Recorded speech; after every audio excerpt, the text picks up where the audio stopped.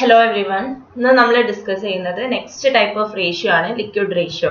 അപ്പോൾ ലിക്വിഡിറ്റി റേഷ്യോയിൽ അതായത് ഒരു ഓർഗനൈസേഷന്റെ ഷോർട്ട് ടേം സോൾവൻസി അല്ലെങ്കിൽ ഡെപ്റ്റ് പേയിങ് കപ്പാസിറ്റി അളക്കാനുള്ള റേഷ്യോ ആണ് ലിക്വിഡിറ്റി റേഷ്യോ. സോ എന്താണ് ലിക്വിഡിറ്റി റേഷ്യോ എന്ന് നമ്മൾ പറഞ്ഞു. അതിൽ കറന്റ് റേഷ്യോ നമ്മൾ ഡിസ്കസ് ചെയ്തു. അതായത് ഒരു ഓർഗനൈസേഷന്റെ കറന്റ് അസറ്റ്സ് അവരുടെ കറന്റ് ലയബിലിറ്റീസ് റീപേ ചെയ്യാൻ സഫീഷ്യന്റ് ആണോ എന്ന് അനലൈസ് ചെയ്യുന്ന കറന്റ് റേഷ്യോ നമ്മൾ പഠിച്ചു. അപ്പോൾ ലിക്വിഡിറ്റി റേഷ്യോയിലെ നെക്സ്റ്റ് ടൈപ്പ് ഓഫ് റേഷ്യോ ആണ് ലിക്വിഡ് റേഷ്യോ എന്ന് പറയുന്നത്. Okay, so what is liquid ratio? Liquid ratio is also called as quick ratio. Liquidity റേഷ്യോനെ ക്വിക്ക് റേഷ്യോ എന്നും പറയും, അല്ലെങ്കിൽ നിയർ മണി റേഷ്യോ എന്നും പറയും. അപ്പോൾ ഇങ്ങനെയും ചോദിക്കാം നമ്മുടെ അടുത്ത് ലിക്വിഡിറ്റി റേഷ്യോന്റെ പകരം കാൽക്കുലേറ്റ് ക്വിക്ക് റേഷ്യോ അല്ലെങ്കിൽ നിയർ മണി റേഷ്യോ എന്നൊക്കെ പറയാം. അപ്പോൾ ലിക്വിഡിറ്റി റേഷ്യോനെ ക്വിക്ക് റേഷ്യോ എന്നും നിയർ മണി റേഷ്യോ എന്നും പറയും. Liquidity ratio means the ratio of liquid assets to current liabilities. Liquidity ratio എന്ന് പറയുന്നത് ഒരു ഓർഗനൈസേഷന്റെ total liquid asset divided by current liabilities ആണ്. ലിക്വിഡ് അസറ്റ്സും കറന്റ് ലയബിലിറ്റീസും തമ്മിലുള്ള റിലേഷൻഷിപ്പ് ആണ് ലിക്വിഡ് റേഷ്യോ എന്ന് പറയുന്നത്. It measures the debt paying capacity of a firm. ഒരു ഓർഗനൈസേഷന്റെ ഡെപ്റ്റ് പേ ചെയ്യാനുള്ള കപ്പാസിറ്റിനാണ് ലിക്വിഡിറ്റി റേഷ്യോ മെഷർ ചെയ്യുന്നത്. അപ്പോൾ നമ്മൾ പറഞ്ഞു liquid asset to current liabilities ആണ് ലിക്വിഡിറ്റി റേഷ്യോ എന്ന് പറയുന്നത്. അപ്പൊ എന്താണ് ക്വിക്ക് അസറ്റ്സ്?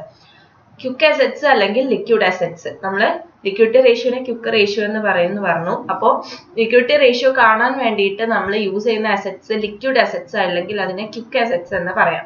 അപ്പൊ എന്താണ് quick assets? Assets which are easily convertible into cash without any loss of value.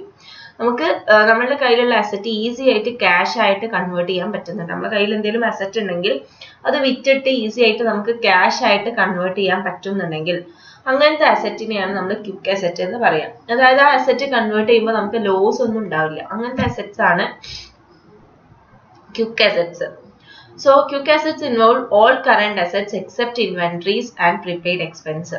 എല്ലാ കറന്റ് അസറ്റും നമ്മൾ കറന്റ് റേഷ്യോ കണ്ടപ്പോൾ ടോട്ടൽ കറന്റ് അസറ്റ് എടുത്തു. കറന്റ് അസറ്റ് എന്ന് പറയുന്നത് ഒരു വർഷത്തിന്റെ ഉള്ളിൽ ഒരു ഓർഗനൈസേഷന് റവന്യൂ തരുന്ന അസറ്റ് ആണ് കറന്റ് അസറ്റ് എന്ന് പറയുന്നത്. ഓക്കെ, സോ ആ ഒരു കറന്റ് അസറ്റ് ടോട്ടൽ കറന്റ് അസറ്റിന്ന് ഈ സ്റ്റോക്ക്, ഇൻവെന്ററീസ് എന്ന് പറഞ്ഞു കഴിഞ്ഞാൽ സ്റ്റോക്ക് വന്നിട്ടുണ്ടെങ്കിൽ സ്റ്റോക്കും അതുപോലെ പ്രീപെയ്ഡ് എക്സ്പെൻസ് എന്ന് പറയുന്നത് കറന്റ് അസറ്റ് ആയിട്ടാണ് നമ്മൾ ട്രീറ്റ് ചെയ്യാറ്. അല്ലേ, കറന്റ് അസറ്റ് ആയിട്ട് ട്രീറ്റ് ചെയ്യുന്നത് എന്തുകൊണ്ടാണ്? നമ്മൾ ഓൾറെഡി എക്സ്പെൻസ് പേ ചെയ്തു എന്നുള്ളതുകൊണ്ട്. പക്ഷെ അത് നമുക്ക് പിന്നീട് ഭാവിയിൽ ഇൻകൊന്നും തരുന്നില്ല.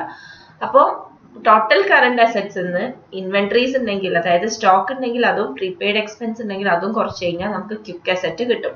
അപ്പൊ ഇങ്ങനെ നമ്മൾ കറന്റ് അസറ്റിൽ നിന്ന് സ്റ്റോക്കും പ്രീപെയ്ഡ് എക്സ്പെൻസും കുറച്ചിട്ടുള്ള ക്വിക്ക് അസറ്റ് ആണ് നമ്മൾ ലിക്വിഡിറ്റി റേഷ്യോ കാണാൻ വേണ്ടി എടുക്കുന്നത്. So liquidity ratio is equal to liquid asset by current liabilities. ആ ലിക്വിഡ് അസറ്റ് അല്ലെങ്കിൽ ക്വിക്ക് അസറ്റ് കാണാനുള്ള ഇക്വേഷൻ ആണ് current asset minus stock and prepaid expense എന്ന് പറയുന്നത്. Okay, then standard quick ratio. Standard quick ratio എന്ന് പറയുന്നത് 1:1 ആണ്. അതായത് രണ്ടും ഈക്വൽ, ക്വിക്ക് അസറ്റും കറന്റ് ലയബിലിറ്റീസും രണ്ടും ഈക്വൽ ആവുന്നതാണ് സ്റ്റാൻഡേർഡ്. അപ്പൊ 1:1 എന്ന് പറയുന്നത് 1 എന്ന് റെപ്രസെന്റ് ചെയ്യുന്നത് ക്വിക്ക് അസറ്റ്, ആൻഡ് 1 ഈ 1 റെപ്രസെന്റ് ചെയ്യുന്നത് കറന്റ് ലയബിലിറ്റി. അപ്പൊ ക്വിക്ക് അസറ്റും കറന്റ് ലയബിലിറ്റീസും സെയിം ആവാം. അതായത് ഒരു ഓർഗനൈസേഷൻ എത്ര ക്വിക്ക് അസറ്റ് ആണോ ഉള്ളത് അത്രയും കറന്റ് ലയബിലിറ്റീസ് ആണ് ഒരു ഓർഗനൈസേഷന് സ്യൂട്ടബിൾ. അപ്പോൾ ക്വിക്ക് അസറ്റിന്റെ അത്രത്തോളം ലയബിലിറ്റീസ് ഉണ്ടായി കഴിഞ്ഞാൽ വലിയ റിസ്ക് ഇല്ല. ഒരു ഓർഗനൈസേഷൻ അവരുടെ ലയബിലിറ്റീസ് ഈ ക്വിക്ക് അസറ്റിൽ നിന്നും റീപേ ചെയ്യാൻ പറ്റും എന്നുള്ളതാണ് ഈ റേഷ്യോ ഇൻഡിക്കേറ്റ് ചെയ്യുന്നത്. ഓക്കെ, ഞാൻ പറഞ്ഞ പോലെ ലിക്വിഡ് റേഷ്യോയിൽ ലിക്വിഡ് അസറ്റ് എന്നും ക്വിക്ക് അസറ്റ് എന്നും രണ്ടും സെയിം തന്നെയാണ്, രണ്ടായിട്ട് നമ്മൾ പറയും. ഓക്കെ, ഇപ്പൊ ലിക്വിഡ് റേഷ്യോ എന്ന് പറയുമ്പോൾ ലിക്വിഡ് അസറ്റ്സ്, ഇനി ക്വിക്ക് റേഷ്യോ ആണെങ്കിൽ ക്വിക്ക് അസറ്റ്സ്, രണ്ടും സെയിം തന്നെയാണ്, രണ്ട് നെയിം ഉണ്ട് ഇതിന്. ഓക്കെ, സോ ഐഡിയൽ റേഷ്യോ എന്ന് പറയുന്നത് 1:1 ആണ്. അപ്പൊ 1:1 റെപ്രസെന്റ് ചെയ്യുന്നത് ഒരു ഓർഗനൈസേഷന് സഫീഷ്യന്റ് ആയിട്ടുള്ള ക്വിക്ക് അസറ്റ് ഉണ്ട് അവരുടെ കറന്റ് ലയബിലിറ്റീസ് ഡിസ്പോസ് ചെയ്യാൻ. അപ്പോൾ ഓർഗനൈസേഷന് വലിയ കുഴപ്പമില്ലാതെ സ്മൂത്ത് ആയിട്ടാണ് ഫങ്ഷൻ ചെയ്യുന്നത് എന്നുള്ളതാണ് ഇൻഡിക്കേറ്റ് ചെയ്യുന്നത്. നമുക്കൊരു എക്സാമ്പിൾ നോക്കാം എങ്ങനെയാണ് കമ്പ്യൂട്ട് ചെയ്യേണ്ടത്. Calculate quick ratio from the following. നമ്മളോട് ക്വിക്ക് റേഷ്യോ കാൽക്കുലേറ്റ് ചെയ്യാൻ പറഞ്ഞിട്ടുണ്ട്, ഇൻഫോർമേഷൻസ് തന്നിട്ടുണ്ട്. Debtors 2 lakh, bills receivable 50,000, marketable securities 1 lakh, stock 1,80,000, prepaid expense 20,000, cash 10,000, bank overdraft 1,75,000, sundry creditors 2,30,000, bills payable 75,000. ഇത്രയും ഇൻഫോർമേഷൻ നമുക്ക് തന്നിട്ടുണ്ട്. ഇതിൽ നിന്നും നമ്മളോട് ക്വിക്ക് റേഷ്യോ കാൽക്കുലേറ്റ് ചെയ്യാനാണ് പറഞ്ഞിട്ടുള്ളത്. സോ എന്താണ് ക്വിക്ക് റേഷ്യോ? നമുക്കൊന്ന് ഇക്വേഷൻ എഴുതി നോക്കാം. Quick ratio is equal to quick asset by current liability. ഇനി എന്താണ് quick asset? Quick asset is equal to current asset minus stock plus prepaid expense. അതായത് current അസറ്റിന്ന് സ്റ്റോക്ക് ഉണ്ടെങ്കിൽ അത് കുറക്കുക, പ്രീപെയ്ഡ് എക്സ്പെൻസ് ഉണ്ടെങ്കിൽ അത് കുറക്കുക. അപ്പൊ നമുക്ക് ആദ്യം എന്ത് ചെയ്യണം? ക്വിക്ക് അസറ്റ് ഏതൊക്കെയാണ് നമുക്ക് ഐഡന്റിഫൈ ചെയ്യണം. ആദ്യം ഡെപ്റ്റേഴ്സ്. ഡെപ്റ്റേഴ്സ് എന്താണ്? കറന്റ് അസറ്റ് അല്ലേ? ഡെപ്റ്റേഴ്സ് എന്ന് പറഞ്ഞു കഴിഞ്ഞാൽ ഒരു ഓർഗനൈസേഷൻ 1 ഇയറിന്റെ ഉള്ളിൽ റീപേ ചെയ്യേണ്ട, അല്ല 1 ഇയറിന്റെ ഉള്ളിൽ ഓർഗനൈസേഷന് കിട്ടേണ്ട കടമാണ് ഡെപ്റ്റേഴ്സ്. സോ നമ്മൾ ഡെപ്റ്റേഴ്സ് അറിയാം നമുക്ക് കറന്റ് അസറ്റ് ആയിട്ടാണ് നമ്മൾ എടുക്കാറുള്ളത്.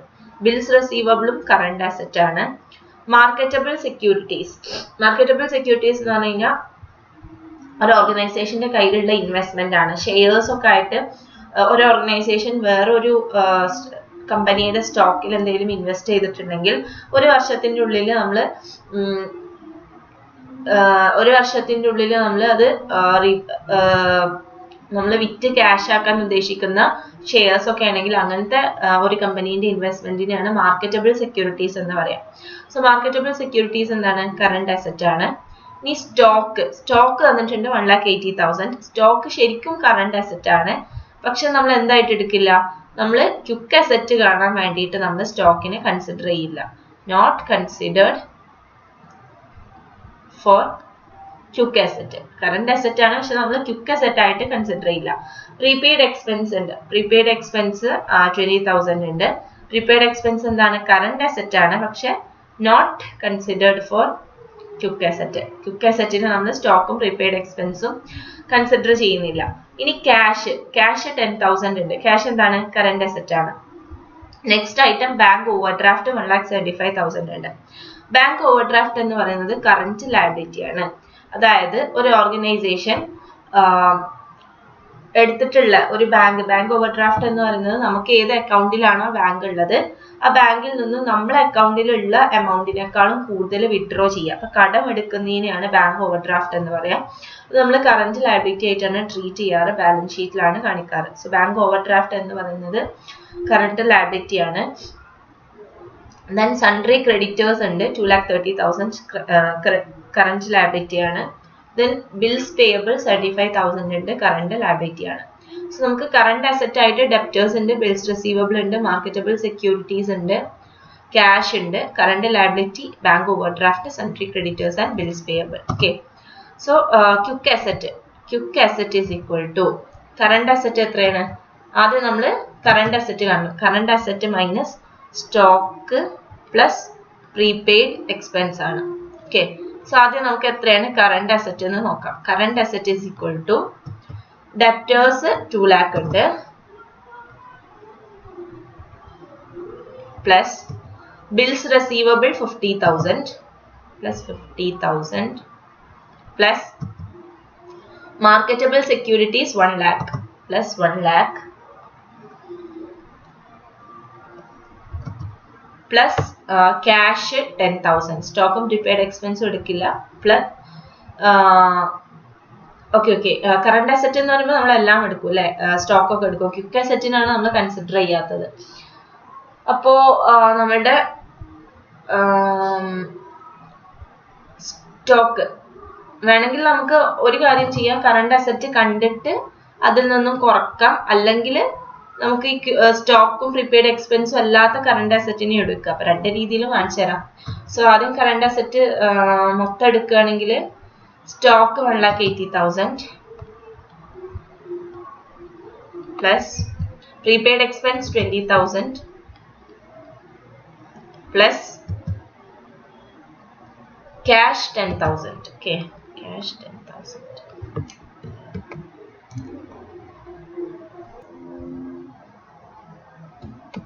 സോ നമ്മുടെ ടോട്ടൽ കറന്റ് അസറ്റ് എന്ന് പറയുന്നത് 2 lakh plus 50,000 plus 1 lakh plus 1,80,000 plus 20,000 plus 10,000 is equal to 5,60,000 ആണ് നമ്മളുടെ ടോട്ടൽ കറണ്ട് അസറ്റ് എന്ന് പറയുന്നത്. ഇനി ക്വിക്ക് അസറ്റ് എന്താണ്? That is quick asset is equal to current asset minus stock plus prepaid expenses. Current asset എന്ന് പറയുന്നത് 5,60,000 ആണ്. 5,60,000 നിന്ന് സ്റ്റോക്ക് എത്രയാണ്? സ്റ്റോക്കിന്റെ എമൗണ്ട് 1,80,000 ആണ്. പ്ലസ് പ്രീപെയ്ഡ് എക്സ്പെൻസ് ആയിട്ടുള്ള 20,000 കുറച്ച് കഴിഞ്ഞാൽ, അതായത് 5,60,000 മൈനസ് 1,80,000 പ്ലസ് 20,000 എത്ര? 2 lakh. So 5,60,000 minus 2 lakh. Current asset എന്ന് പറയുന്നത് 3,60,000 ആണ്. ക്വിക്ക് അസറ്റ് എന്ന് പറയുന്നത് കറണ്ട് അസറ്റ് സ്റ്റോക്കും പ്രീപെയ്ഡ് എക്സ്പെൻസും കുറച്ചപ്പോൾ 3,60,000 കിട്ടി. ഇനി അതല്ല നമുക്ക് അങ്ങനെ അല്ലാതെയും നമുക്ക് എന്ത് ചെയ്യാം? ഈ കറണ്ട് അസറ്റ് എടുക്കുമ്പോൾ ക്വിക്ക് അസറ്റ് കാണാൻ വേണ്ടിയിട്ട് കറണ്ട് അസറ്റ് ടോട്ടൽ കാണാം. എന്നിട്ട് ആ ടോട്ടൽ കറണ്ട് അസറ്റ് സ്റ്റോക്കും പ്രീപെയ്ഡ് എക്സ്പെൻസും അല്ലാത്ത എല്ലാം ആഡ് ചെയ്താൽ മതി. അതായത് 2,50,000, 1,10,000 സ്റ്റോക്കും പ്രീപെയ്ഡ് എക്സ്പെൻസും അല്ലാതെ എല്ലാം ആഡ് ചെയ്യുക. അതും ഈസിയാണ്. ഇനി വരുന്ന ക്വസ്റ്റ്യൻ ഒക്കെ ഇതിപ്പോ സിമ്പിൾ ആയി തന്നുകൊണ്ട് നമുക്ക് അങ്ങനെ ചെയ്യാം. വരുന്ന ക്വസ്റ്റ്യൻ ഒക്കെ നമ്മൾ അല്ലാതെ ചെയ്യണം. അതുകൊണ്ടാണ് ഞാൻ ഇങ്ങനെ ചെയ്ത് കാണിച്ചു തന്നത്. ഓക്കെ, സോ നമുക്ക് ക്വിക്ക് അസറ്റ് കിട്ടി. ഇനി നമ്മൾ എന്ത് ചെയ്യണം? ക്വിക്ക് റേഷ്യോ കാണണം. So quick ratio is equal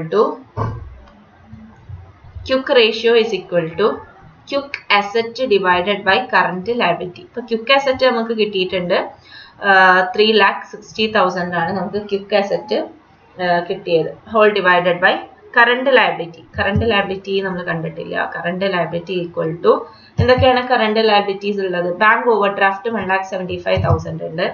so 1,75,000 plus creditors 2,30,000 ഉണ്ട്.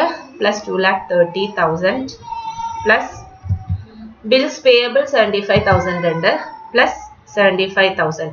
So 1,75,000 plus 2,30,000 plus 75,000 is equal to 4,80,000. അതാണ് നമ്മുടെ current liability. So quick asset 3,60,000, current liability 4,80,000.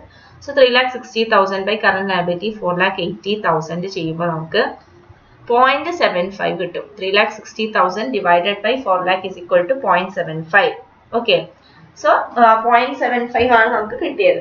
Okay, നമ്മൾ എല്ലാ നമ്പറിനെയും നമ്മൾ ഒരു ഡിനോമിനേറ്ററിൽ റെപ്രസെന്റ് ചെയ്യും. എല്ലാ നമ്പറിന്റെയും ഡിനോമിനേറ്റർ എന്ന് പറയുന്നത് 1 ആയിരിക്കും അല്ലെ? അപ്പൊ ഇങ്ങനെ ഒരു ഡിനോമിനേറ്ററിൽ റെപ്രസെന്റ് ചെയ്യുമ്പോൾ നമ്മുടെ ക്വിക്ക് റേഷ്യോ എന്ന് പറയുന്നത് 0.75 ഡിവൈഡഡ് ബൈ 1 ആണ്. അപ്പൊ ക്വിക്ക് റേഷ്യോ എന്ന് പറയുന്നത് quick asset by current liability ആണ്. അപ്പോൾ ക്വിക്ക് അസറ്റ് എന്ന് പറയുന്നത് 0.75ഉം കറന്റ് ലയബിലിറ്റി എന്ന് പറയുന്നത് 1 ആണ്. ഓക്കെ, അപ്പോ അതായത് ഒരു ഓർഗനൈസേഷന്റെ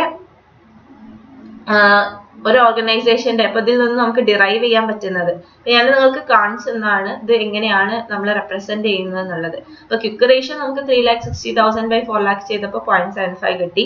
0.75 എന്ന് പറയുന്നത് ക്വിക്ക് അസറ്റ് ആണ്. ഡിനോമിനേറ്റർ 1 എന്ന് പറയുന്നത് കറന്റ് ലയബിലിറ്റി ആണ്. അപ്പൊ ഇതിന്റെ ഇന്റർപ്രിട്ടേഷൻ നമുക്ക് ചെയ്യണം. ഇന്റർപ്രിട്ടേഷൻ പറയുന്നത് for every 1 rupees of current liability, organization have 0.75 rupees of current quick asset. അതായത് ഓരോ 1 രൂപ കറന്റ് ലയബിലിറ്റീസിനും ഓർഗനൈസേഷന് 0.75 ക്വിക്ക് അസറ്റേ ഉള്ളൂ. അതായത് കറന്റ് ലയബിലിറ്റി നമുക്ക് നോക്കിയാൽ മനസ്സിലാവും 1 ആണ് കൂടുതൽ, 0.75 ഉള്ളൂ ക്വിക്ക് അസറ്റ്. പക്ഷെ കറന്റ് ലയബിലിറ്റി 1 രൂപ ഉണ്ട്. അപ്പോൾ കറന്റ് ലയബിലിറ്റീസിനെക്കാളും കുറവാണ് ക്വിക്ക് അസറ്റ് എന്ന് പറയുന്നത്. സോ ഇതൊരു ഐഡിയൽ റേഷ്യോ അല്ല. ഇങ്ങനെ ഒരു ഓർഗനൈസേഷന് കടം കൊടുത്തു കഴിഞ്ഞാൽ അവർക്ക് അവരുടെ ലയബിലിറ്റീസ് അടക്കാൻ ബുദ്ധിമുട്ടായിരിക്കും. 1 രൂപ ഉണ്ട് ലയബിലിറ്റീസ്, പക്ഷെ 0.75 മാത്രമേ അസറ്റ് ഉള്ളൂ. അപ്പൊ നമുക്ക് ഇങ്ങനെ ക്വിക്ക് റേഷ്യോ കാണുന്നതിന് നമുക്ക് ഡിറൈവ് ചെയ്യാം ഓർഗനൈസേഷന് സഫീഷ്യന്റ് ആയിട്ടുള്ള കറന്റ് അസറ്റ് ഇല്ല എന്നുള്ളത്. സോ അങ്ങനെ ലിക്വിഡിറ്റി പൊസിഷൻ അനലൈസ് ചെയ്യാൻ വേണ്ടിയിട്ടാണ് നമ്മൾ ക്വിക്ക് റേഷ്യോ കാൽക്കുലേറ്റ് ചെയ്യുന്നത്. അപ്പോൾ ഇവിടെ ശ്രദ്ധിക്കാനുള്ള കാര്യം ഇക്വേഷൻ ആണ്. അതിനോടൊപ്പം തന്നെ നമ്മൾ രണ്ടായിട്ടും ക്വസ്റ്റ്യനിൽ ചോദിക്കാം. ക്വിക്ക് റേഷ്യോ എന്ന് ചോദിക്കാം, ലിക്വിഡ് റേഷ്യോ എന്ന് ചോദിക്കാം. രണ്ടും സെയിം ആണ്.